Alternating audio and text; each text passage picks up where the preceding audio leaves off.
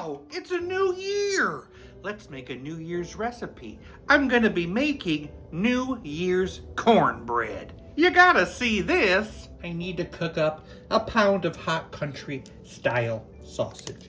You could just use pork sausage, any kind actually, with a little chopped onion. Grab a bowl.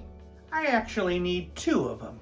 In the bigger bowl, I need 1 cup of cornmeal, 1/2 cup of flour, a little salt, a 1/2 teaspoon of baking soda, and stir that together.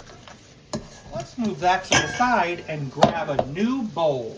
Let's add 2 eggs, slightly beaten, a cup of buttermilk, and a 1/2 cup of vegetable oil. Give it a mix.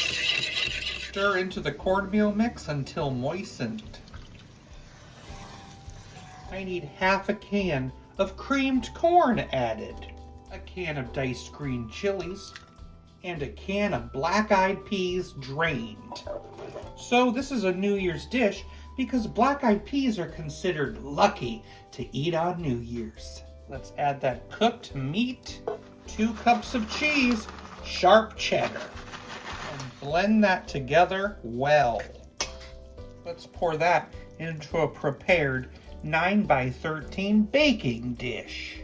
And we're gonna bake this at 350 for about 40 minutes.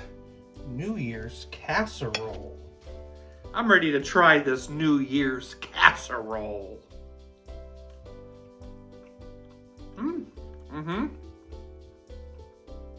Loving the sausage.